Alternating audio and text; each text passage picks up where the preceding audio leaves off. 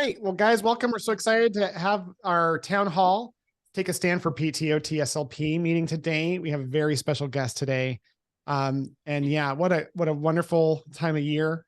We're just talking before this call about the crazy winter we've all been having.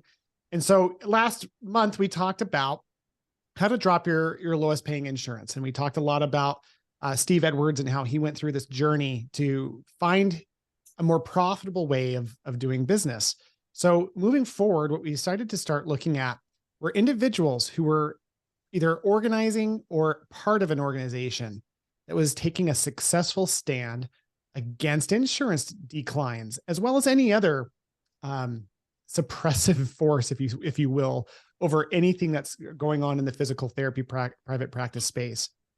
So I'm really excited to introduce today's guest speaker, Kristin Fox. I've had the great privilege of knowing and working with Kristin over the last year, and she is a very powerful leader in South Dakota in private practice. And what makes her so powerful is her way of leadership. She's got a charming personality coupled with a real hard work ethic. Someone who's very concerned about her team, but also concerned about the industry. And I think that's hard to do when we're knees deep in alligators in private practice. It's really hard to take a stand for the greater good for all. But this is an individual who totally does that. So she was born in Arlington, South Dakota, and graduated from Northern State University in 2004 with a bachelor's in biology. And then she went to graduate from the University of Nebraska Medical Center in 2007 with her doctorate in PT. She holds multiple certifications and is extensively trained in pelvic health and lymphedema. She also loves working in neurological disorders and anyone suffering from pain, injury that's limiting them to fulfill their life, which is most PT owners to some degree, but she has a very specific niche in her private practice around that. As a very passionate individual, she's one that is constantly looking to create value for all. And she currently serves as the reimbursement committee chairperson, as well as the president-elect for the South Dakota chapter of the American Physical Therapy Association.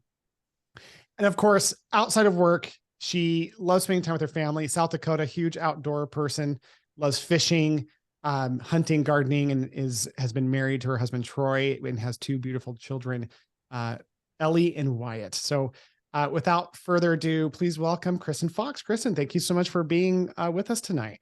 Yeah, thanks, Will. Thank you for having me. I appreciate that.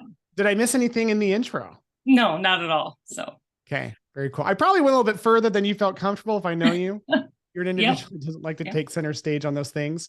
But the reason we've got you on the call today is to talk a little bit about your efforts in South Dakota. One of the cool things I've seen you do is that you guys have had some successes around fighting insurances and doing different things. But can you give me a little background? I remember there's something really unique about South Dakota's APTA situation there. It's a little bit different, isn't it? Yeah. Yep. So I guess maybe not so much the APTA situation, but our ability to reach out to our licensed providers across the state. Really our only point of access is through our state association, and not much unlike a lot of other states, we have a fairly low, participation per our number of licensed professionals. We're probably 25-30% of our licensed professionals are actually members of our association, which is a battle we fight. But the bigger battle is the fact that that's really our only means of active communication or easy communication about our profession, whether it's at local level, state level, national level things. And so, and part of that is because we're one of 3 states that are licensed by a board that we have no representation on. So in South Dakota, we're actually licensed by the medical board. And just in the growth of the PT profession in general, we were placed under the medical board in 1955. We've actually had direct access available for physical therapy since 1986 in South Dakota, but we've continued to be licensed under the medical board. And with the growth of the practice and the transition to the doctorate level professionals, that's been a real struggle, for us here in the recent years, just with different legislative issues, some scope of practice issues and things like that. So we are unable to attain like an email list or a good way of communicating with our licensed professionals in the state, which we see as a problem. So we're actually in the process of bringing legislation to form our own licensing board. We're almost through that process, but not quite yet. Our governor has not signed off on the bill yet. So we're hoping for her positive support. We had great support in both chambers of our legislature, but still waiting for the final yes on that. So. My gosh, that is so interesting. So tell me a little bit about your journey in the American Physical Therapy Association as well. What kind of things have you guys done that help private practice, and like maybe even talk specifically if you've ever had any successes around fighting insurance declines in reimbursement or anything like that? Yeah, for sure. I think the two most prominent things I can speak to, and I have to fully admit, I've been a practitioner for 16 years. I've not always been the most active member. Definitely when you become a private practice owner, that changes things in your motivation levels towards, I think, being a little bit more involved. But it's also, like you said, hard to be involved when you're fighting for your team and just trying to keep your practice and your doors open. So one thing, we've had kind of two big wins in the last year, I would say, here in South Dakota. First of all, we do biannual payer meetings. So this is kind of as our reimbursement committee pay chair. I've sat on that committee for several years and became the pay chair a year and a half ago. And we've had continual meetings with all of our local payers, with their provider relations reps and things like that. But we've also been meeting with our state Medicaid. And we've had great conversations with them. And we really kind of brought to their attention I'd say about a year and a half ago, we basically just brought them a presentation. We put together the numbers. We gave the state Medicaid rates for all of our commonly billed codes for PT, and put it against like all of our neighboring states, all the regional states around us. And we're at bottom of the barrel. We were basically getting paid, I want to say, $14 to $15 a unit. Wow. Across the board, whether it was ultrasound or neuro-rehab or theractivity, didn't matter. So extremely low rates. And basically you were doing a community service anytime you took on a Medicaid patient. And in our more rural and underserved areas, that's also, which is a lot of South Dakota, was also a huge problem for private practice owners that typically serve those areas. The other part was they had a 50% PTA differential in place as well. What does that mean? It means like you're paying Medicaid to allow a PTA to see a patient. You couldn't utilize a PTA and keep your practice. You're saying that if you used a PTA, that your reimbursement was decreased by 50%? Yeah. So the PTA differential, instead of like the 15% we're seeing right now, was 50. So prior, a few years ago, they wouldn't even let a PTA treat a Medicaid patient. Then they allowed PTAs to treat them, but at a 50% reduction. So we kind of brought that information up, shared with them even that the Medicare, even that is an effective like 12%, differential. And we just presented the information honestly, and just kind of kept conversations going, and did some negotiation. And they came back to us, and I, without any legislative acts having to be, passed to do it, they were actually able to increase those rates pretty substantially, not to where we want them to be, obviously, but to a place that it's at least feasible to do business and break even, or maybe make a very small profit.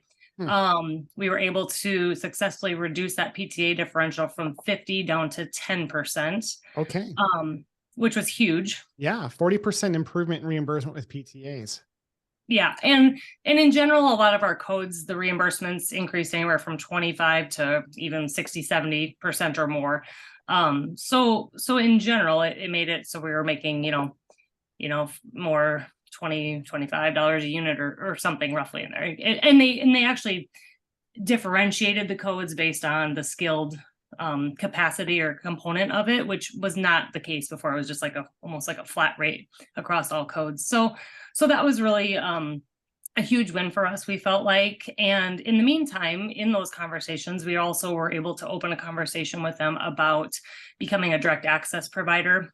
South Dakota Medicaid has some kind of cumbersome referral rules that it has to go through their PCP that's listed with Medicaid and things like that, which results in a lot of denials and a lot of extra administrative burden on the billing side of things, fighting some of that. Like if they have an orthopedic surgery, if the orthopedic surgeon writes the order, we cannot use that as the referring provider. We have to go back and get the referral signed off by the PCP that, might be a mental health practitioner in one, in a particular case. So we've had conversations with them on that. We're currently in the process of forming kind of a task group to look at, things that might be more appropriate of when PT should be utilized prior to other interventions, before they can approve maybe imaging or something like that. And we also opened that conversation for becoming just a direct access provider for musculoskeletal conditions. So we've got some work to do, but that could also help reduce some of the provider burden in general in our state. So we're excited about that. Well, it's amazing to me to hear that because, when you talk to private practice owners, especially if they're not members of the APTA, they'll oftentimes complain about the lack of action that goes on. But at your state level, you guys were very successful in fighting some reimbursement with Medicaid directly. And I have so many questions on that probably aren't even appropriate for this conversation because I'm like, how do they even know? I mean, I really am like maybe one of those people leading this conversation who knows the least about it. Because in my mind, I'm like, how do you even know to talk to in the state Medicaid world? Like who are those people that are making the decision? Is it one individual? Is it a committee? And then how do you get in front of them? And then, like what you did talk about was how you used research in the area to dictate, like, listen, this is what we get paid otherwise. The hard thing about that, Kristin, is that like reimbursements down across the board. So even though that was successful, I am sure that the other places that you used as research weren't as strong as maybe they used to be, kind of a thing. So it's a powerful step in the right direction. And I don't mean to take anything away from that. It's just a reflection of like, man, how hard this uphill struggle is. Right.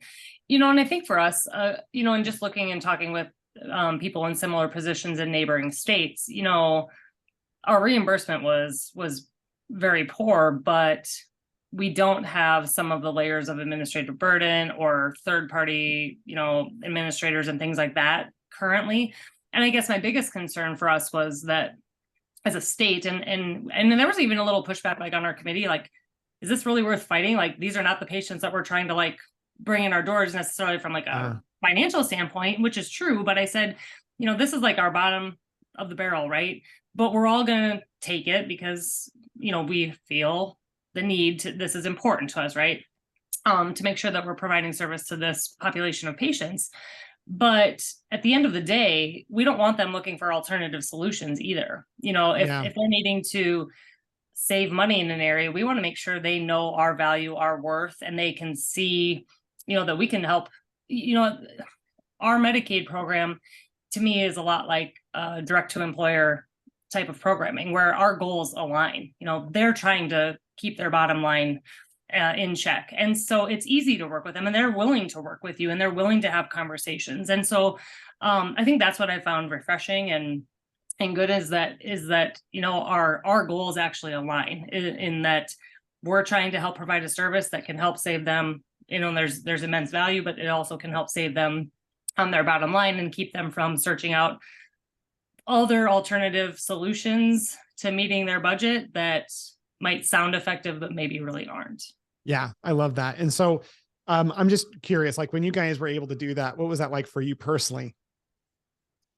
It felt really good. I mean, like you say, like there's always that, wish it could be more. Yeah. But no, I mean, it felt really good to present them with information. And in fact, there was a little bit of like, was it really that easy? No one's even tried before. Like, it's just one of those things where like by doing it, you were successful. You're like, what? Yeah. It's like, we should talk to these guys more often. No. I mean, and it took a lot of work. There was a lot of people, even before my time, in these meetings and having these conversations. And like I said, just keeping up a consistent relationship was really important. And we met strictly with the actual director of the South Dakota Medicaid program, and then the deputy director is kind of our points of contact. And, it's a 3-hour drive out there, but I made the trip. I like to do those meetings in person. I love the virtual aspect, but I think that there's something to be said when you're trying to build a relationship to actually sit down face to face and have some of those meetings is important as well. And in the end, even since that time, so our reimbursements went up last July, and they didn't just, we presented them with PT data. They actually went across all therapy codes, PT, OT, and speech, and increased reimbursement for all three services, which was huge. Like if you own a rehab agency or you're a hospital-based system with all three services, I mean, that was a huge win that they didn't even have to, invest anything in. So it was a big deal. And the one thing I feel like we probably need to do a better job of, which we don't necessarily do a good job of in our profession, is marketing or sharing that news of what actually got done and how we did it. I think that that's actually really important, so people know, how these things happen. Well, and I love that you said that. That was a beautiful promotion of what we're doing here, because that was the whole point of like, let's get as many PT owners as we can together, or PTs in general, and share these success stories. So for this month, next month, and the following month, we're having people like yourself who have been leaders in the industry who've made successful changes. I don't think there's any, I mean, from my world, until I started coaching, I never heard about stuff like this. And it really does blow my mind, Kristin, that like all you guys did was sat down and go, "Hey, please stop doing this." They're like, "Oh, thanks. Sorry, we didn't know." And then what you guys did was raise the tide. And then OT and SLP came right up with you guys. It's really powerful. And it makes me wonder, like, what would it look like if we were really organized and we're more of a squeaky wheel that was just kind of like in their ear all the time? I don't know, like from that experience, where do you think, at least in South Dakota, what do you think is potentially capable of happening if enough PT owners came together and were organized? What do you think would be the outcome of that? Yeah, I mean, I think with, outside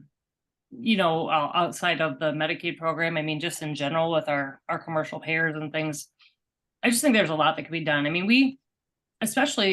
we have some very large health systems in our state, which are wonderful and serve a lot of different areas, especially some of our more metropolitan areas. But when you get into like more of the rural, small communities and things like that, it's a lot of people like myself with 1 or 2 clinics and 5 to 10 practitioners or whatever. And, I think if we all just as a profession started having a little bit different of a mindset of letting people know what the issues are and owning our worth and showing our value, I think that could be extremely impactful. And that's why I love jumping on your town halls and these conversations, because I think there's a lot we need to do for a little bit of a mindset shift from a professional standpoint, and getting on the same page and working together.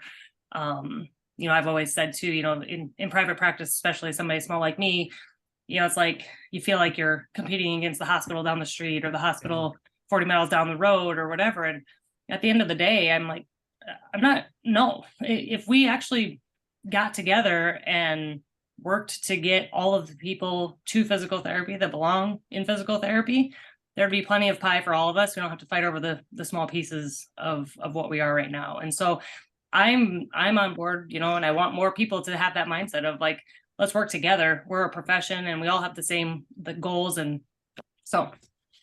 Well, I think that's inspiring. And I love how you said earlier, Kristin, this thing about we have a PR problem.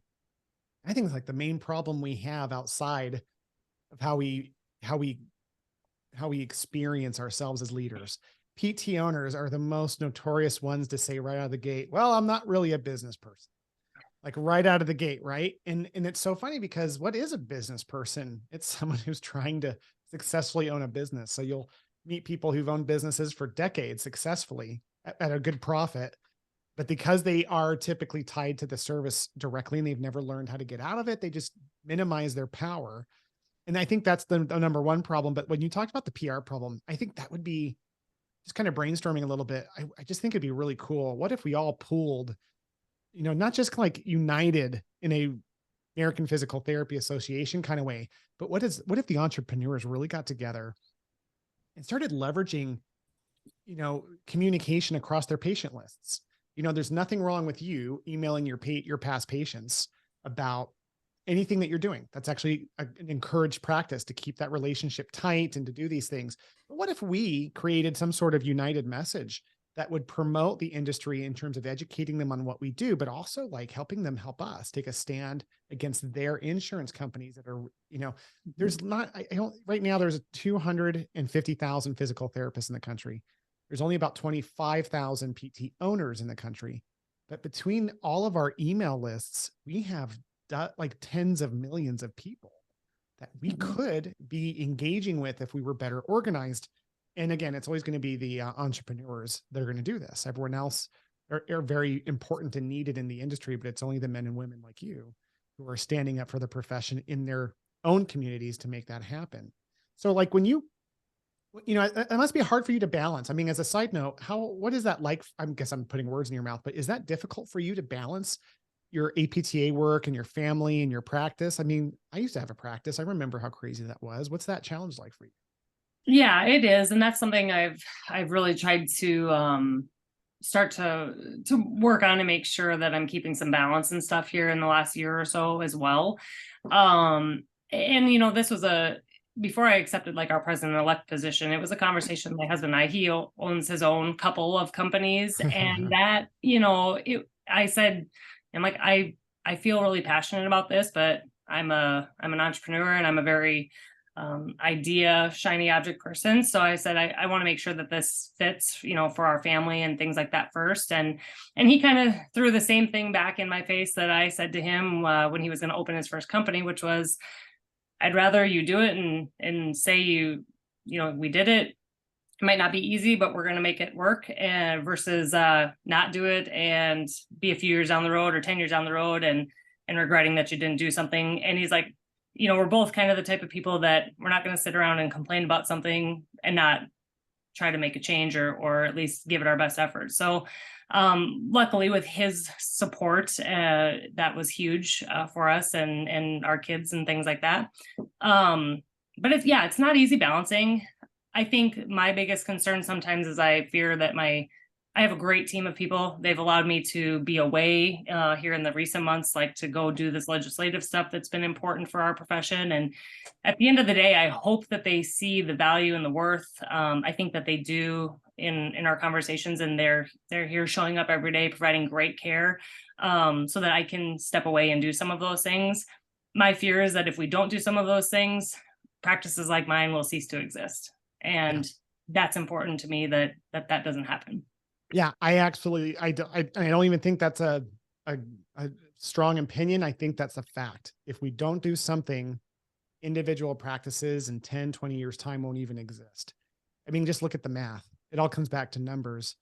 So it's again, I think what's interesting too is that when I see people like you doing the right thing, despite the difficulty of doing it, I also can see from a distance how that actually grows your practice. I can only imagine what those team members think about you when you're out there fighting the fight the way that you're doing. Like for them to see you gone fighting is like when they're treating the patients at your company, they're like, well, I'm here doing this to do what's right for the patient. She's out there doing that to help us all.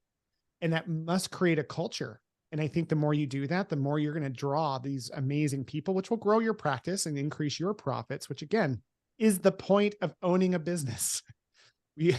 I said this once to a class of students, and the teacher pulled me aside to talk to me privately about her concerns. But I just said, hey guys, I want you guys to make as much money as possible as a physical therapist.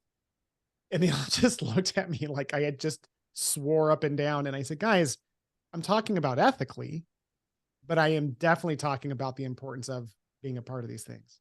So as I'm with you and I hear what you're doing, I'm super inspired. You talked about support, like how your husband gave you support to do this. What does your movement in South Dakota need in terms of support? Like you're going to be the president of this thing. If you could go into the brain of every physical therapist and PTA in the state of South Dakota and program them to act or do something, what would those actions look like? Oh boy, that's a big question. I think the biggest thing is uniting around what we all feel is right, but being open-minded enough to realize that some of the ways we've been doing it for a long time maybe aren't the right, I don't want to say the right ways, but that the climate has changed. And if we want to continue to exist and do what we love to do that brought us to this profession, like we have to get off our butts, We have to be willing to give of our time and of our money, which we all feel like we don't have enough of, and really rally together and go fight this thing, and not, I mean, in South Dakota, but across the country. I mean, it's a epidemic, if you will, of, I mean, yeah, like you say, it's a math problem, and we are not winning the problem. And unless we get together and start shifting our mindset that it's okay to make money, and that we're in this to make money, and that we're good people that are going to do good things with the money we make, and we're going to continue to grow and serve people the way we want to, that's what it's all about. With our licensing stuff, there's a fee cap in our legislation that the licensing fees may go up to a certain amount, and they're going to have to increase in order for us to successfully run our own board. But not outside of what other doctoring professionals in our state pay for a license on an annual basis, or what other PTs in surrounding states pay for their annual license. And legislators and people are up and down and all over about this cap and whatever, and what this fee might increase be. And I mean, we're talking, it's going to go from probably $50 a year to renew to maybe 70 or 100 at most, right? The cap is 300. And I just looked at, I kind of broke down finally. It's like, if you're not willing to pay enough for your annual license, more as much as you would pay for a Netflix subscription, then we have a problem. If you don't believe in what you do enough to pay $300 a year for your license to practice as a doctor of physical therapy, then what are we doing? Like, it's a mindset issue. Like, yeah, I love that. That was very articulate. I think if there's going to be a tagline, if you're not willing to pay more than your Netflix account, yeah, I just thought that was brilliant, but it's true. And so what's funny is that, like, we think about the problem of fighting for our profession and taking a stand for what we do as like this multi-layered complex thing. And I know this is an oversimplification of it, but there's only one outcome that changes all of this, right? And that's, we get paid more for what we do. That's it. Like, we have a problem right now with PTs who've been making the same ranges for 30 years now. They're coming out, maybe 30 is a little bit generous, but I came out in 2002 and my starting salary was $65,000. That's not very different than what people are making now. No. And so 20 plus years later, the income that PTs are making is minimal, and inflation has occurred, as you know, and all these things. And the reimbursement has stayed the same or dropped. Yeah. And drop. So like for us, it's like, how can we ever make the impact on our patients unless we get paid more for what we do? And so thank you so much for sharing your story about how you guys were able to successfully do that. Do you have plans in the future for doing other things? Like, are there any specific like initiatives that you have underway with any, I don't know if you can even talk about it, but like, do you have anything in the future that you're working on? Yeah, we have a couple things.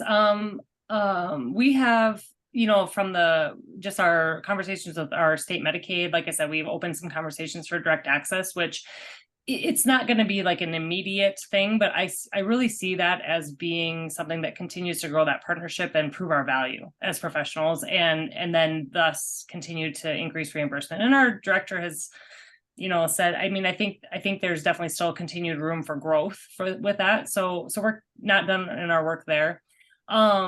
The next one, our state association, we're just really trying to sit down, and we've got some new motivated people. We're starting to recruit some younger people that are a little bit more tech savvy and motivated to get involved. And I think that that's really good. I think if we can start tapping into that younger generation of professionals and getting them involved, I think that we could really have a big win there in growing that.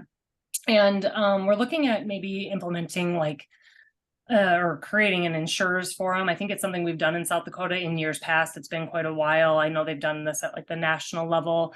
I kind of envisioned it at first as like more of a payer workshop where they come in and talk to us and we answer questions on like billing issues and whatever. But what we're really kind of evolving with is more of an actual forum where we bring in payer representatives and we educate them. We educate them about the profession and things like that.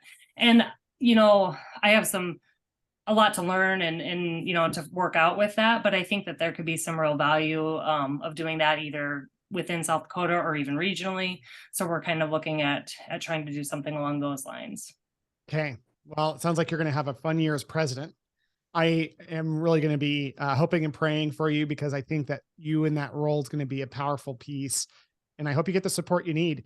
You know, I do have a question for someone else in this meeting. I think that is going to be our guest speaker next month about how I don't want to like have him talk too much into what he's doing, but I am like legitimately looking for a way for us to connect these efforts. You know, this is a sounding board where we can do this. And for me, let me do this first. What would you say to a new physical therapist about what advice you'd give them to help them like join these efforts? Like, what would you tell them to do? Are you, me? Yeah, sorry, you. Oh, that's okay. Kristin. Yeah. Um, yeah, well, I'm gonna go talk to a whole bunch of new physical therapists here in about a month. And so uh, I think it's just the power of getting involved. You know, again, like uniting your approach and getting involved and the power of that. I mean, like I said, I haven't been that deeply involved for that long, and since we've been involved, the things we've gotten accomplished, and then looking back and seeing what other people are involved have gotten accomplished is great. And just getting involved, whether it's at your state association or like you say, in groups like this. And I think we need to do more of this as professionals, entrepreneurs. We all know that it's kind of where the light and the fire is. And just I think if I could get every PT student to think like an entrepreneur, even if they never want to become one, that could change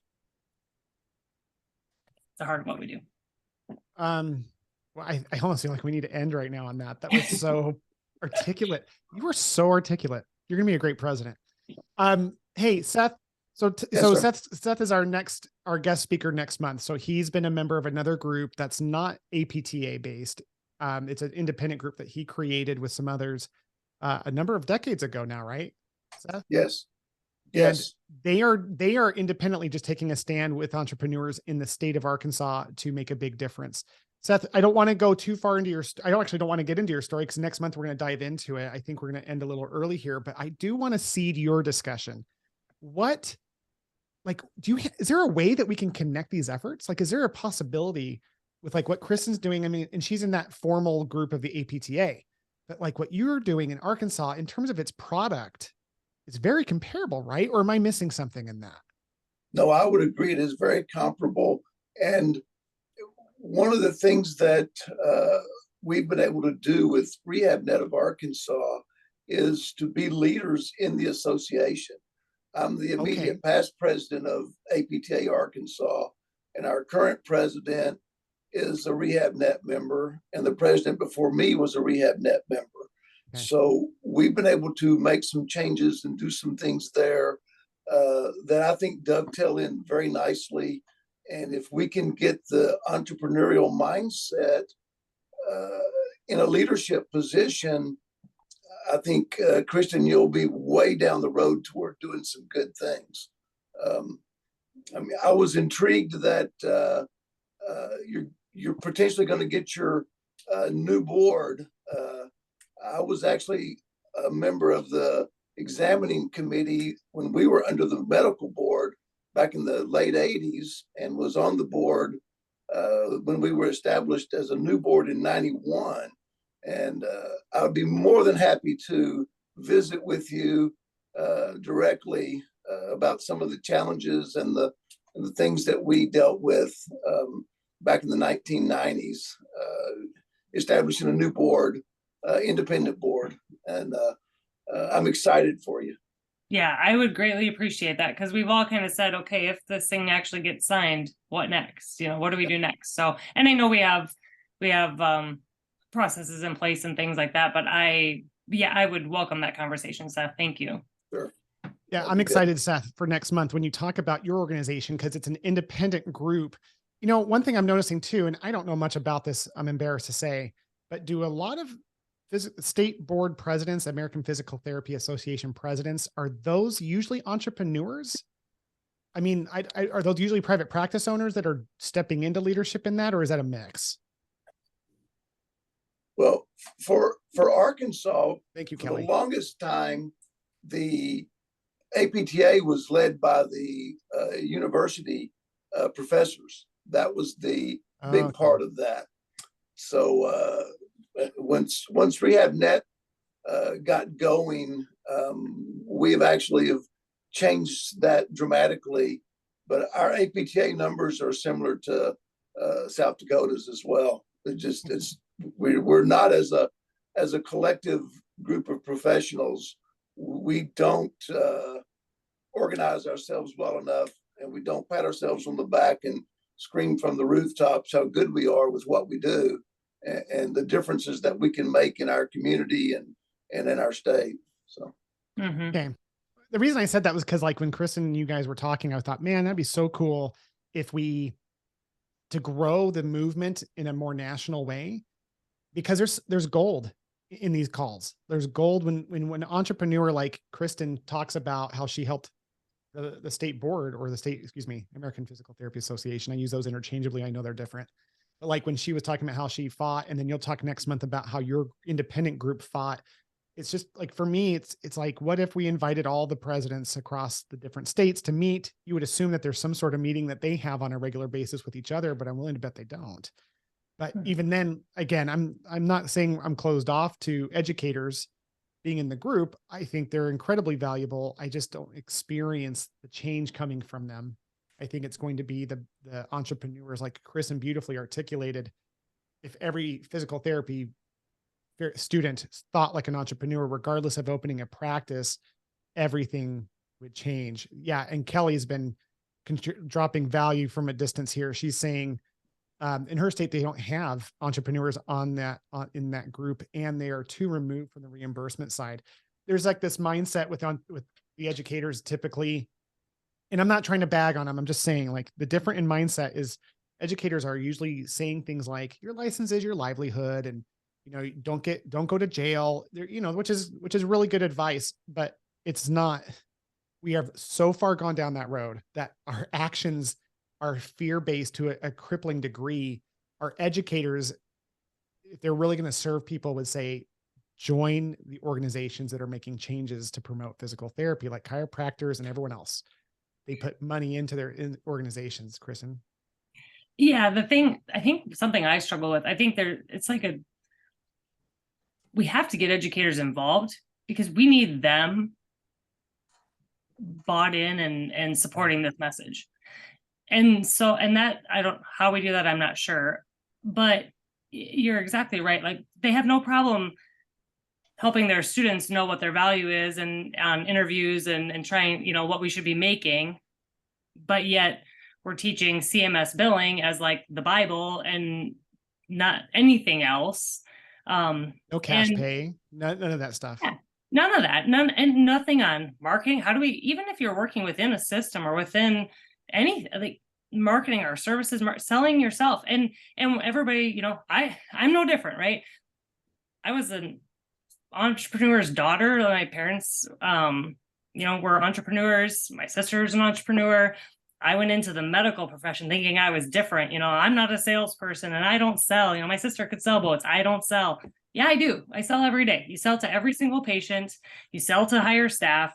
We're selling what we do. We're not selling a bad product. We're not like shady salesmen, but you have to be able to sell. And I don't think we teach that skill enough. I don't think we promote that skill enough. And that's why we suck at our PR. And we have to start, if we want all of the other stuff. It's like, we want our cake and we want to eat it too. We want to be the nice guys that don't say anything, but we want all the money and all the good stuff that comes with it. And you have to get off your butt and do something, and you have to show people. People don't just intuitively know what we do. And I think that's been across the board, as a practice owner, as a professional working in the legislature. Legislators don't know what we do.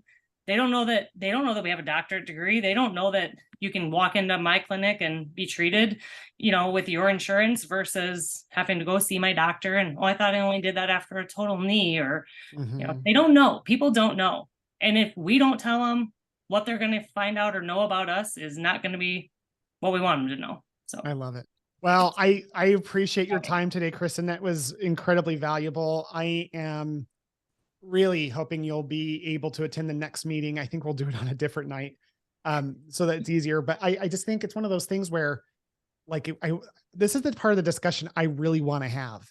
I don't know if it's as attractive to the general population of busy entrepreneurs who are struggling to catch their breath from time to time. So super kudos to those of you who are here and those of you who are going to listen later.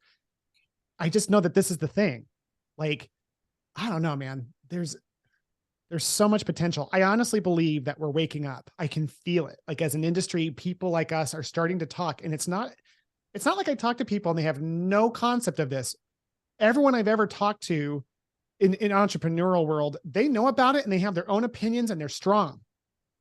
There's just no organization around it. And then like, even the educator piece we just talked about, this new rising group of educators are different.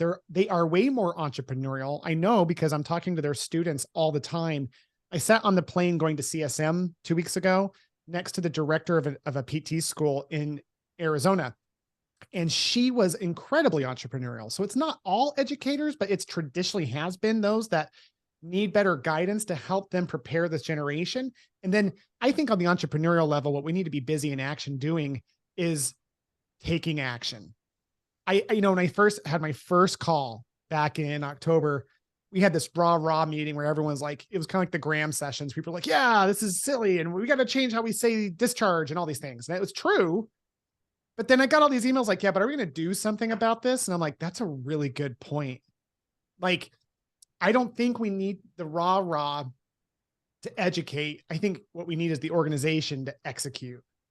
And that's what I am hoping we'll figure out. I don't think I'm going to figure it out, but I have a strong feeling Kristin and Seth with some other people will.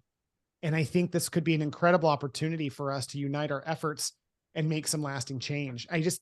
It'd be really cool. In my mind, the vision of this meeting would be to have thousands of entrepreneurs on call and one person saying, in my state, here's my problem. How do I fix it? And then people are just like, well, this is what I did. And this is what you can do. And they get the support. But at some point it's going to take some money. I don't know how that plays into it, but like right now, people don't want to give it to the APTA for a few reasons. And anyway, that's a whole different discussion for another day. But Kristin, thank you so much for your time. Thank you all for attending tonight's call. What a wonderful meeting. We will do our meeting. I'll announce that early next week in terms of when the incredible Seth Coulter will be talking to us about this organization that he built as a legacy to help change. And it does every day it's making change. And I was very privileged to go speak to that group last month. So I'm going to we'll continue this discussion that Kristin started so articulately with Seth. And then in May, we have a wonderful speaker who is an OT who organized her own group with include lobbyists and all to stand for PT, OT, and SLP.